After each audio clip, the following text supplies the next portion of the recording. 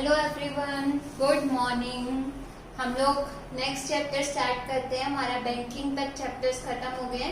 Next chapter है हमारा chapter 7, aggregate demand and aggregate supply and related concept. Aggregate demand के aggregate supply और उसके जितने भी रिलेटेड कॉन्सेप्ट्स हैं वो अब हम यहाँ पर पढ़ेंगे।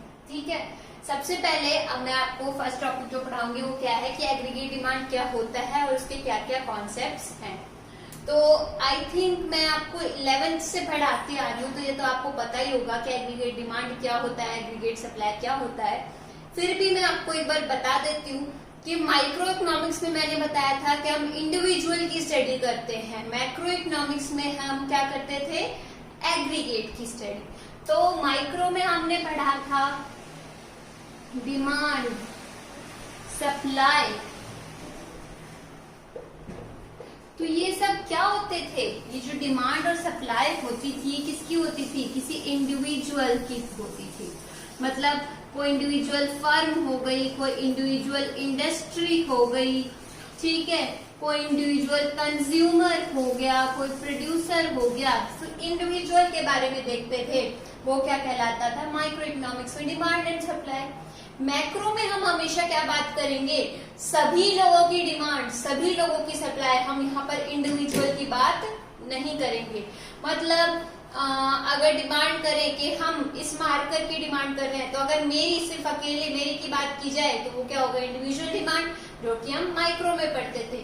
पर यहाँ तो हम क्या पढ़ रहे हैं, मैक्रो। तो मैं अपनी डिमांड नहीं, इस मार्कर की डिमांड कितने लोग कर रहे हैं, सभी लोगों की डिमांड को जब जोड़ दिया जाएगा तो वो क्या कहलाएगा, एग्रीगेट डिमांड। मतलब अगर ये जो मार्कर बनाया जा रहा है सेलो का, इस पे क्या है, पूरे इंडिया में जितने लोग कंज्यूम कर रहे हैं इसको, और मान लो अगर हम बाहर के भी इंक्लूड करें तो रेस्ट ऑफ द वर्ल्ड में भी जो कर रहे हैं। पर अभी हम क्या करते हैं, सिर्फ इंडिया की बात करते हैं कि इंडिया में लोग इस सेलो मार्कर को कितना खरीदते हैं। इंडिविजुअल की बात नहीं करी, सबकी बात करी। तो सबकी डिमांड को जोड़ दिया जाता है तो उसे क्या कहते हैं, एग्रीगेट डिमांड। तो यानी कि sum of all the demands is aggregate demand. तो जब सबकी डिमांड को जोड़ दिया जाएगा तो वो क्या बन जाएगी, एग्रीगेट डिमांड। मतलब डिमांड का सम, डिमांड का जोड़ क्या कहलाता है, एग्रीगेट डिमांड। ठीक है, अब हम इसके कॉन्सेप्ट्स पढ़ते हैं। पहला कॉन्सेप्ट है कि जो डिमांड है गुड की, वो एक पर्टिकुलर की गुड की होने के बजाय क्या होती है, सभी गुड्स की होती है। मतलब मैं सिर्फ ये नहीं कहूंगी कि एक मार्कर की डिमांड, मैं जितनी भी चीजों की डिमांड कर रही हूँ वो सारी मेरी डिमांड के अंदर इंक्लूड होंगी। सिर्फ एक गुड की बात नहीं की जाएगी, सभी गुड्स की बात की जाएगी। ठीक है, तो एक गुड इंक्लूड नहीं होती, बजाय कि all goods are included in aggregate demand. कितनी डिमांड आप कर रहे हो, आप वीट की डिमांड भी कर रहे हो, आप राइस की डिमांड भी कर रहे हो, आप पल्सेस की डिमांड भी कर रहे हो, आप क्लोथ्स की डिमांड भी कर रहे हो, आप एक्स्ट्रा लग्जूरियस फूड की डिमांड भी कर रहे हो, आप सॉल्ट की डिमांड, बहुत सारी चीजों की डिमांड कर रहे हो। तो जब सबकी डिमांड को जोड़ दिया जाएगा वो क्या कहलाएगी, एग्रीगेट डिमांड। तो यहाँ पर हम सभी गुड्स को लेते हैं, किसी एक पर्टिकुलर गुड की बात नहीं करते। सेकेंड पॉइंट है, ये हम एक पर्टिकुलर टाइम पे बात नहीं करते। एक डिमांड हम मेजर ऐसे नहीं करेंगे कि आज कितनी डिमांड है, हम बात करेंगे इसको पीरियड ऑफ टाइम में। तो it is measured for a period of time of an accounting year. एक साल में लोगों ने इन चीजों की कितनी डिमांड करी, ऐसे नहीं कहेंगे कि कल कितनी डिमांड की, परसों कितनी डिमांड की। हम डिमांड एक दिन पे नहीं देखते, एक पीरियड पे देखते हैं। तो जब पीरियड ऑफ टाइम की स्टडी की जाती है, इसको कौन सा कॉन्सेप्ट कहते हैं, फ्लो कॉन्सेप्ट कहते हैं। मैंने आपको दो तरीके के कॉन्सेप्ट्स बताए थे, एक था फ्लो कॉन्सेप्ट और एक था आपका स्टॉक कॉन्सेप्ट। तो जब एक point of time, at a point of time हो,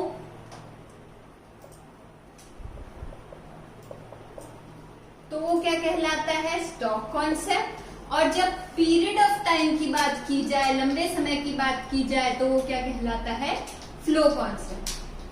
तो यहाँ पर हम कह रहे हैं कि जो हम डिमांड मेजर कर रहे हैं, ये डिमांड को किस पीरियड में बात कर रहे हैं, मतलब एक अकाउंटिंग ईयर की बात की जा रही है, एक पीरियड ऑफ टाइम की बात की जा रही है, तो इसलिए एग्रीगेट डिमांड कौन सा कॉन्सेप्ट हो गया, ये एक फ्लो कॉन्सेप्ट है। फ्लो कॉन्सेप्ट का मतलब क्या है, जो भी चीज हम एक पीरियड ऑफ टाइम में, एक लंबे समय में मेजर करते हैं, उसको हम फ्लो कॉन्सेप्ट करते हैं।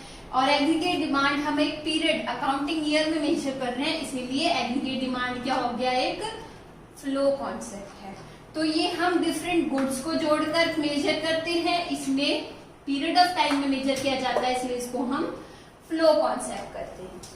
अब हम कहते हैं कि हम जो एग्रीगेट डिमांड मेजर कर रहे हैं वो किसके कंपैरिजन में करेंगे, कि एग्रीगेट डिमांड बढ़ रही है या कम हो रही है, या हम किससे कंपेयर करके इसकी स्टडी करेंगे। तो सबसे पहले दो चीजों से आप इसको कंपेयर करोगे, एक है प्राइस और एक है इनकम। तो जब प्राइस बढ़ेगा या घटेगा तब एग्रीगेट डिमांड पे क्या फर्क पड़ेगा, और जब इनकम बढ़ेगी या घटेगी तब आपकी डिमांड पे क्या फर्क पड़ेगा, ये दिखाया जाता है आपको with reference to price and income.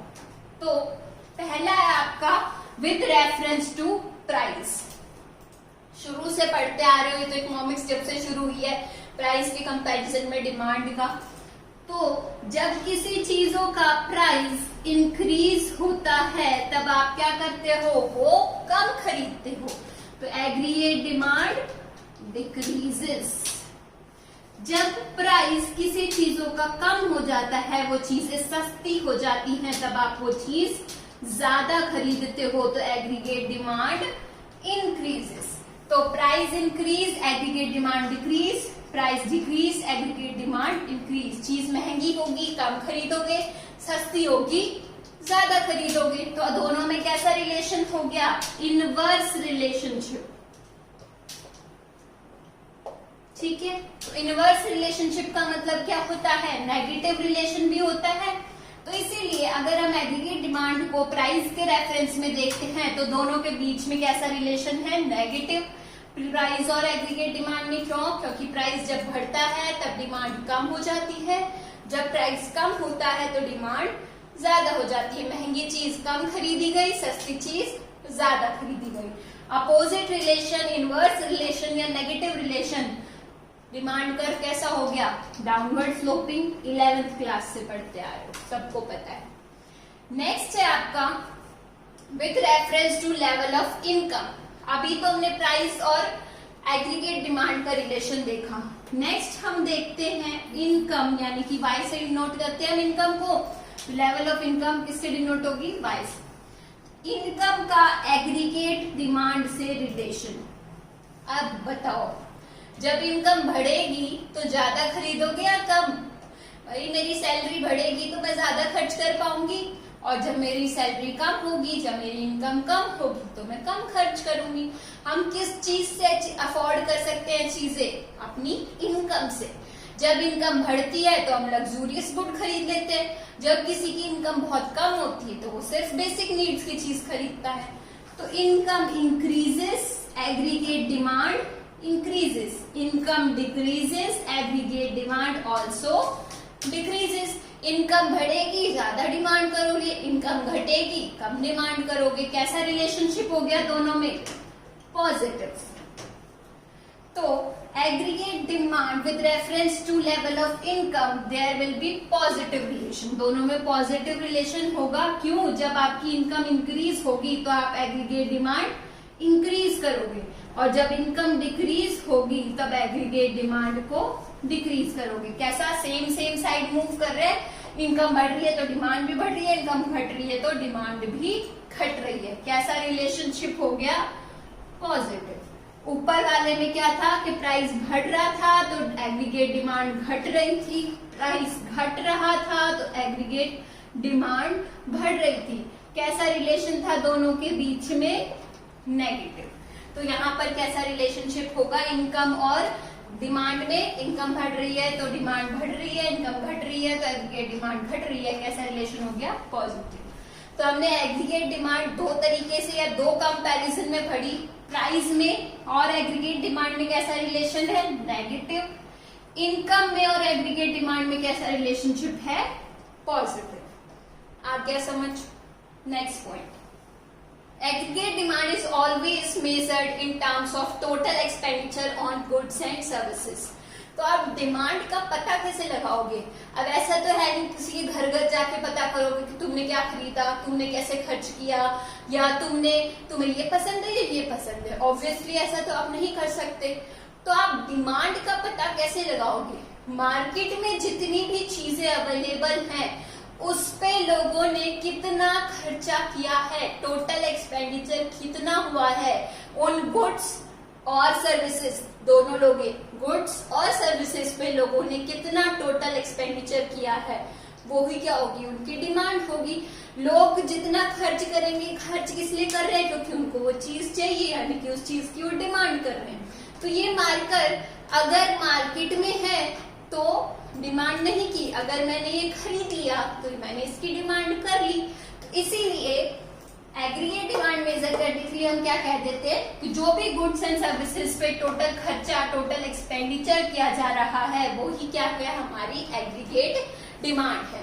हम सब लोग मिलकर चीजें कितनी खरीद रहे हैं या उन चीजों पे कितना खर्चा कर रहे हैं, अगर उस खर्चे को जोड़ दिया जाए तो वो क्या कहलाएगा, हमारी एग्रीगेट डिमांड। आगे समझ।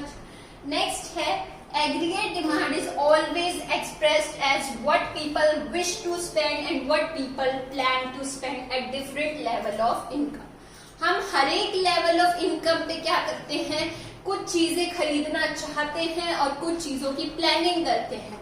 जैसे कि मेरे पास इनकम कम होगी तो मैं क्या खरीदना चाहूंगी, सबसे पहले अपनी बेसिक नीड्स की चीजें, खाने के लिए चीजें, पहनने के लिए कपड़े, एक छोटे मोटे घर में जो बेसिक जरूरत की चीजें हैं वो। अब मेरी सैलरी बहुत ज्यादा बढ़ जाती है तो मैं लग्जरीज खरीदूंगी कि एसी खरीदूंगी, गाड़ी खरीदूंगी, ज्वेलरी खरीदूंगी, कोई प्रेशियस स्टोन खरीदूंगी, ऐसे। तो इसीलिए हम अपनी इनकम के बढ़ने या कम होने के हिसाब से ही चीजें खरीदने की विश रखते हैं, सोचते हैं या फिर प्लानिंग करते हैं। अब मेरे पास सैलरी कम होगी तब मैं ये नहीं सोचूंगी कि मैं खाने की छोड़ देती हूँ और मैं उसकी जगह ज्वेलरी खरीद लेती हूँ, ऐसा तो नहीं होगा। जब मेरे पास पैसा होगा तब मैं क्या करूंगी, अपनी पैसे के हिसाब से चीजों को खरीदने की सोचूंगी या प्लानिंग करूंगी। अब जैसे कम सैलरी होगी तो बेसिक नीड्स पूरी करूंगी, बहुत ज्यादा पैसा होगा मेरे पास तो मैं अपनी लग्जरीज को पूरा करूंगी। इसीलिए जो भी आपकी एग्रीगेट डिमांड होती है वो किस चीज से एक्सप्रेस होती है, अगर हम इनकम के हिसाब से देखें तो डिफरेंट लेवल्स पे हमारी अलग अलग विशेष होती है। इनकम कम होगी तो कम खर्चे होंगे, बेसिक नीड्स पूरी होंगी। इनकम बहुत ज्यादा होगी तो लग्जरीज पूरी हो जाएंगी। आ गया समझ। तो एग्रीगेट डिमांड हम क्या होता है, sum of all the demands. Aggregate demand हम सभी गुड्स की पढ़ते हैं, एक पर्टिकुलर गुड की नहीं। एग्रीगेट डिमांड एक पीरियड ऑफ अकाउंटिंग ईयर में मेजर किया जाता है, इसलिए ये क्या है, एक फ्लो कॉन्सेप्ट है। अगर हम एग्रीगेट डिमांड को प्राइस के रिलेशन में देखें तो जब प्राइस बढ़ता है तो डिमांड कम होती है, प्राइस कम होता है तो डिमांड बढ़ती है। कैसा रिलेशन, नेगेटिव। अगर हम इनकम के रिलेशन में देखें तो इनकम बढ़ेगी तो ज्यादा खर्च करोगे, ज्यादा डिमांड करोगे। इनकम कम होगी तो कम खर्च करोगे और कम डिमांड करोगे। कैसा रिलेशन हो गया, पॉजिटिव। नेक्स्ट है, अगर एग्रीगेट डिमांड को हम मेजर करेंगे तो कैसे करेंगे, जितनी भी गुड्स एंड सर्विसेज पे हम खर्चा कर रहे हैं, खरीद रहे हैं, तो जितना भी टोटल एक्सपेंडिचर है गुड्स एंड सर्विसेज पे वो सारा जोड़कर क्या कहलाता है, आपकी एग्रीगेट डिमांड। एग्रीगेट डिमांड अगर हम इनकम के लेवल पे देखें तो हर एक लेवल पे हम अलग अलग चीजें खरीदने की सोचते हैं या प्लानिंग करते हैं। कम इनकम तो बेसिक नीड्स कम चीजें खरीदेंगे, ज्यादा इनकम तो ज्यादा चीजें खरीदेंगे, बेसिक नीड्स के साथ अपनी लग्जरीज को भी पूरा कर लेंगे, अपनी जरूरतों को अच्छे से पूरा कर पाएंगे, ज्यादा कंजम्पशन कर पाएंगे।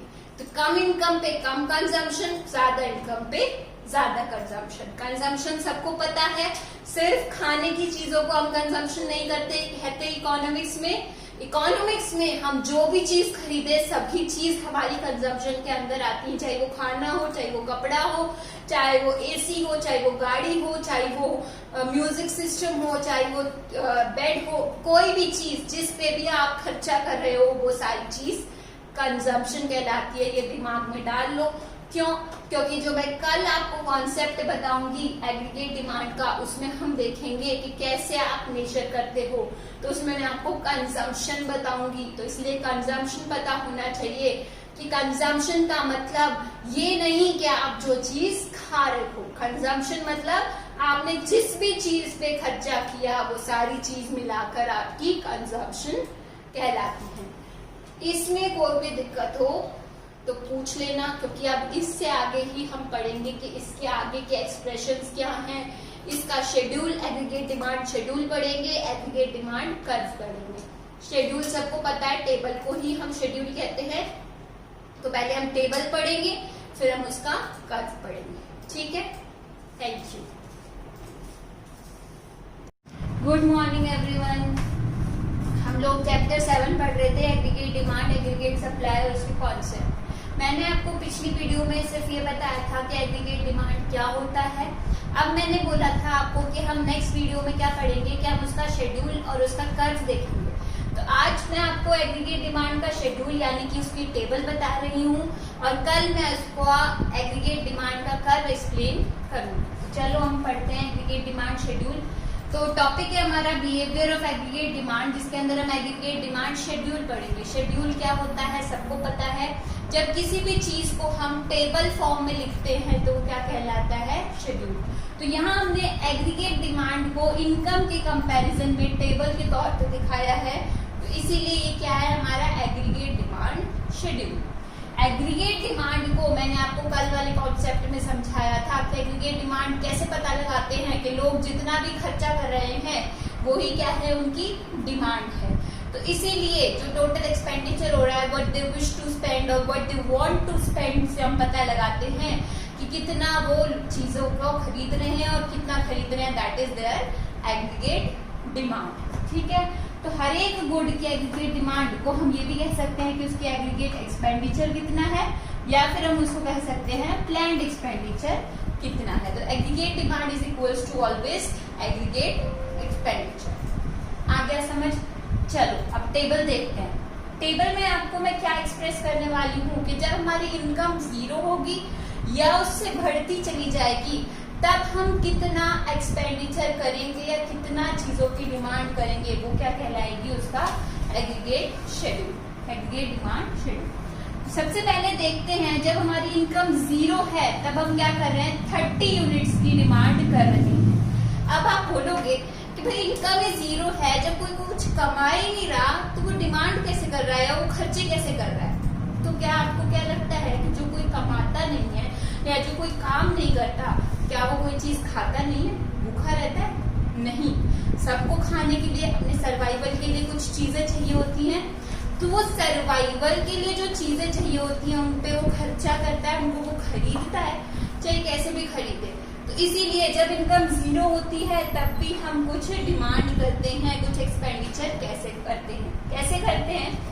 जब हमारी इनकम 0 होती है तब भी हम कोई चीज खरीदते हैं अपने सर्वाइवल के लिए। कैसे खरीदते हैं? बोरो करके, मांग के कि ये चीज क्या हुआ कि भाई मेरे को इतने पैसे दे दो, मेरे को चीज खरीदनी है, मैं आपको बाद में लौटा दूंगा। या फिर जो भिखारी होते हैं वो भी क्या करते हैं? चीजें लेते हैं, उनको भी पैसा मिल रहा होता है कहीं ना से भीख मांग के। तो हम क्या कर रहे हैं? जब हमारी इनकम 0 है, वो उसने कमाया नहीं भिखारी ने पैसा, पर उसके पास पैसा आया कहीं से, बोरो करा उसने। तो ऐसे ही कुछ लोग किसी से उधार ले लेते हैं, या फिर जो नहीं कमाते भिखारियों की तरह वो लोग भी कुछ खा रहे हैं, सर्वाइवल कर रहे हैं अपना, तो वो भी कहीं से पैसा मांग रहे हैं। तो बोरोइंग करके भी क्या किया जाता है? कुछ एक्सपेंडिचर किया जाता है, बिना कमाते हुए भी कुछ एक्सपेंडिचर किया जाता है अपने सर्वाइवल के लिए। ठीक है, तो जब इनकम 0 है उस समय पर भी आप एक्सपेंडिचर करोगे। कैसे करोगे? बोरो करके।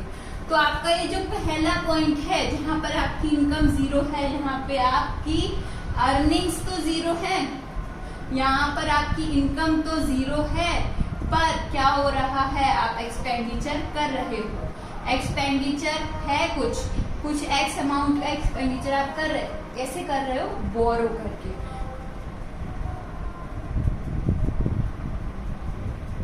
ठीक है, तो इसके अंदर हम एग्जांपल क्या सोच सकते हैं कि भिखारी होता है, जैसे वो भी कुछ ना कुछ खाता पीता है, कपड़े भी पहनता है, तो वो कहाँ से कर रहा है? वो पैसे मांग के कर रहा है। पैसे मांगना मतलब बोरोइंग हो गई, तो उसकी इनकम जीरो थी, इसमें वो कमाए नहीं पैसे, पर फिर भी क्या हो रहा है? वो कुछ चीजों की डिमांड कर रहा है। तो जब हमारी इनकम जीरो होती है उस समय भी हम कुछ डिमांड कर रहे होते हैं। चलो आगे बढ़ते हैं। जब हमारी इनकम अब मान लो 20 हो गई, इसको आप लाख में ले लो, 1000 में ले लो, रुपीज में ले लो कि 20 रुपए है किसी इनकम, किसी की 20,000 है, 2000 है, कुछ भी मान लो। इसको हम यूनिट में लेके चल रहे हैं कि 20 यूनिट्स मान लो उसकी इनकम है। तो जब 20 यूनिट्स है तब भी क्या कर रहा है भाई? वो तो 35 कर रहा है। अब ये कैसे कर रहा है? कैसे कर रहा है? जब आपके 20 यूनिट आप कमा रहे हो, 20 रुपए आप कमा रहे हो, तब आप 35 रुपए खर्च कर रहे हो। तो ये जो एक्स्ट्रा 20 रुपए तो आपकी इनकम से आ रहे हैं, बाकी के ये 15 कहाँ से आ रहे हैं? ये भी बोरो करके आ रहे हैं। आपने देखा होगा कुछ लोग क्या करते हैं कि अपनी इनकम से ही तो खर्च हो ही जाता है, फिर हम कहीं से मांग के भी कर लेते हैं, लोन भी ले लेते हैं। ठीक है, तो इसीलिए जब हमारी इनकम ज्यादा लो होती है और हमारे कंजम्पशन ज्यादा होती है, जब हमें पैसा खर्च करने को ज्यादा चाहिए होता है, तो हम कहाँ से कर लेते हैं? बोरो करके, पर अपनी बेसिक नीड्स को तो पूरा करते ही हैं। तो इसीलिए जब तक उसकी इनकम इस लेवल पे ना पहुंच जाए कि उसकी बेसिक नीड पूरी नहीं हो जाएगी, तब तक क्या होगी? उसकी डिमांड ज्यादा रहेगी और इनकम कम। देखो इनकम कम है और डिमांड ज्यादा है, क्यों? क्योंकि यहाँ तक इसकी बेसिक नीड्स पूरी नहीं हो रही उसकी इनकम के थ्रू, तो यहाँ पर वो बोरोइंग्स कर रहा है। उसके बाद क्या हुआ? फिर से उसकी इनकम बढ़ गई, 20 से हो गई 40 रुपए। अब वो 40 रुपए कमा रहा है और 40 रुपए ही खर्च कर रहा है। तो जितना पैसा कमाया उतना खर्च कर लिया, ना कहीं से मांगा, ना ही कुछ बचाया, ना सेविंग्स की, ना बोरोइंग्स की। तो ये क्या है? आपका इक्विलिब्रियम लेवल है। इक्विलिब्रियम लेवल क्यों है? क्योंकि यहाँ पर आपकी इनकम जो है वो किसके बराबर है? एग्रीगेट डिमांड के बराबर है। यहाँ पर आपकी जितने भी पैसे आप कमा रहे हो सारे के सारे क्या कर रहे हो? खर्च कर रहे हो। खर्च करने का मतलब क्या होता है? कंजम्पशन। तो यहाँ पे जितनी भी चीज इनकम कमा रहे हो सब कंजम्पशन में चले। फिर से इनकम बढ़ी, 40 से हो गई 60। अब देखो 5-5 बढ़ाते आ रहे थे कंजम्पशन का। अब ऐसा तो नहीं है कि आपकी थोड़ी इनकम बढ़ेगी और बहुत ज्यादा खर्चे करने लगोगे। थोड़े बहुत जो आपकी बेसिक नीड्स पूरी नहीं हो रही थी उन्हीं को ही पूरा करते जाओगे। तो अब आपने 40 से 45 कर दी अपनी खर्चे की डिमांड, जो आप कर रहे हो, जो चीजें जो खरीद रहे हो वो पैसे हो गए 45। तो 60 रुपए आप कमा रहे हो और उसमें क्या कर रहे हो? 45 खर्च कर रहे हो। कितने बच गए? 15 रुपए बच गए। ये 15 रुपए आपकी क्या हो गई? सेविंग्स। आप क्या करते हो? जब आपकी इनकम ज्यादा बढ़ जाती है तो आपकी कंजम्पशन उतनी नहीं बढ़ती, तो कंजम्पशन पे खर्च होने के बावजूद आपके पास कुछ पैसा बच जाता है, जिसको आप क्या करते हो? बचत के तौर पे रखते हो, सेविंग्स के तौर पे रखते हो, फ्यूचर की किसी इमरजेंसी के लिए।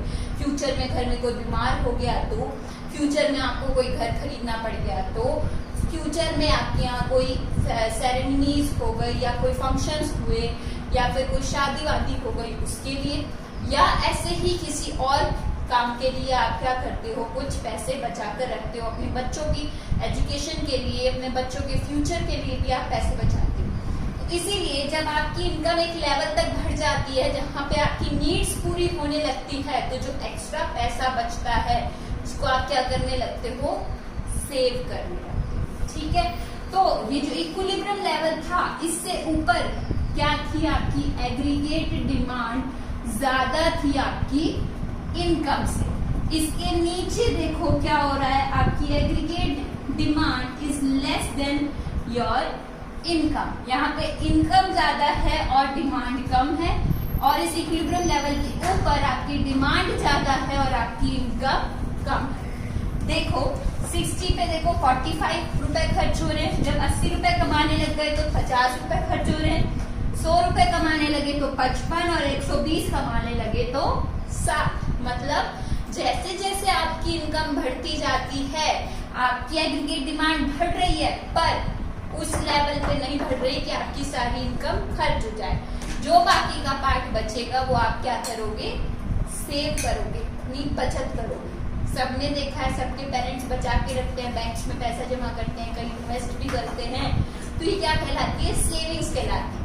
जब आपकी सेविंग्स आपकी डिमांड से एक्सीड हो जाती हैं, तो उस पार्ट को, जो पार्ट बच जाता है आपकी कंजम्पशन के अलावा, वो क्या कहलाता है, आपकी सेविंग्स। ठीक है, अब देखो यहाँ पर इक्विलिब्रियम लेवल पे तो income is equal to aggregate demand था। इसके ऊपर इनकम 0 या 20 थी, तब 30 या 35 रुपीज खर्च कर रहे थे, यानी डिमांड ज्यादा थी और इनकम कम थी। इसके बाद आपके 60 कमाए 45 खर्च किए, 80 कमाए 50 खर्च किए, 100 कमाए 55 खर्च किए, 120 कमाए 60 खर्च किए। यानी कि खर्च कम कर रहे हो और कमा ज्यादा रहे हो। तो जो बच रहा है वो क्या कर रहे हो, बचत कर रहे हो, सेविंग्स कर रहे हो। ठीक है, यहाँ पे आपकी एग्रीगेट डिमांड कम है और इनकम ज्यादा है। आ गया समझ। एक लेवल जहाँ पे आपकी डिमांड और इनकम बराबर होती है, उसके ऊपर आप क्या कर रहे होते हो, कमा कम रहे होते हो और डिमांड ज्यादा कर रहे होते हो। उसके नीचे क्या करते हो, कमाते ज्यादा और खर्च कम करते हो। तो ये जो खर्च नहीं कर रहे, जो पैसा बच रहा है, इनको माइनस करके जो आएगा वो क्या कहलाएगी, आपकी सेविंग्स। अब ये तो सेविंग्स है, पैसा जो कमा रहे। ये जो आपका फर्स्ट लेवल है, जहां पर आपकी इनकम 0 है पर फिर भी आप खर्च कर रहे हो, इसको क्या कहोगे, नेगेटिव सेविंग्स। ये तो क्या थी, कमा रहे हो, वो क्या है, कमा भी नहीं रहे और खर्च भी कर रहे हो, तो उसको हम कहेंगे, इसको हम कहेंगे नेगेटिव सेविंग्स। ठीक है, अब इसका एक्सप्लेनेशन देखते हैं। तो there is always some minimum level of expenditure in the economy even when income is 0। जब इनकम 0 होगी उस समय पे भी आपका कुछ लेवल ऑफ एक्सपेंडिचर रहेगा। बिकॉज क्यों, क्योंकि आपको कुछ ना कुछ चीजें खरीदनी पड़ती हैं अपने सर्वाइवल के लिए। जीने के लिए कुछ खाना की जरूरत है, कुछ कपड़ों की जरूरत है, इसीलिए सर्वाइवल के लिए आपको कुछ चीजें खरीदनी पड़ती हैं। कैसे खरीदते हो, बोरोइंग्स करके, मांग के, और इसको हम क्या कह सकते हैं, नेगेटिव सेविंग्स। अभी मैंने बताया आप इनकम कुछ नहीं कमा रहे पर खर्च कर रहे हो, तो इसको हम कहते हैं नेगेटिव सेविंग्स। ठीक है, फिर हम देख रहे हैं जैसे जैसे आपकी इनकम इंक्रीज हो रही है, वैसे वैसे आपका डिमांड भी इंक्रीज हो रही है। तो aggregate demand increases as income increases. तो एग्रीगेट डिमांड जैसे जैसे इंक्रीज हो रही है, जैसे इनकम इंक्रीज हो रही है, मतलब इनकम के साथ साथ आपका एग्रीगेट डिमांड भी इंक्रीज हो रहा है। तो दोनों में कैसा रिलेशन हो गया, पॉजिटिव। तो दोनों कैसे रिलेटेड है, aggregate demand is positively related to income. After certain level aggregate demand lags behind Y. देखो एक लेवल के बाद आपकी जो डिमांड है वो इनकम से पीछे रह गई, मतलब इनकम इतनी बढ़ गई कि डिमांड उतनी नहीं बढ़ पाई, एक लेवल तक ही बढ़ रही है। देखो 5-5 बढ़ रही है और यहाँ पे कितना गैप आ रहा है, 20-20 का गैप आ रहा है।